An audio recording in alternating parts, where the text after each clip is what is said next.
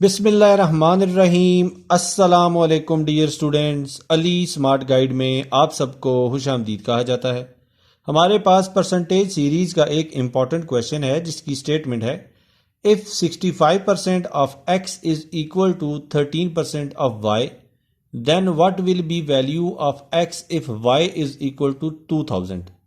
Question की statement में बताया गया है कि अगर x का 65% y के 13% के इक्वल हो तो बताइए x की क्या वैल्यू होगी अगर हम y की वैल्यू 2000 पुट करें। अब हम इस क्वेश्चन को सॉल्व करते हैं। डियर स्टूडेंट्स, क्वेश्चन की स्टेटमेंट के मुताबिक 65% ऑफ x जो है वो इक्वल है 13% ऑफ y के। तो हम इसको लिख सकते हैं 65 is multiplied by x is divided by 100 is equal to 13 is multiplied by y is divided by 100 के। ये लिख सकते हैं हम 65x is divided by 100 is equal to 13y is divided by 100। यहाँ पे x स्मॉल से लिखा है ताकि मल्टीप्लिकेशन के साथ स्टूडेंट्स कंफ्यूज ना हो।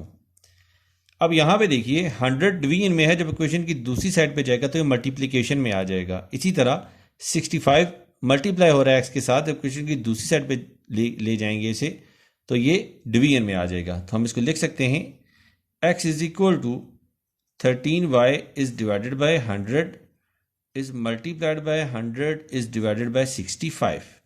तो 100 से कैंसिल हुआ, 13 1s are 13 and 13 5s are 65। तो हमारे पास जो वैल्यू हासिल होगी x की वो वैल्यू होगी y इज डिवाइडेड बाय 5 के।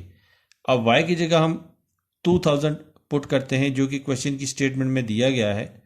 तो 2000 is divided by 5 is equal to 400 और क्वेश्चन की स्टेटमेंट में उन्होंने हमसे यही वैल्यू कैलकुलेट करने का कहा था।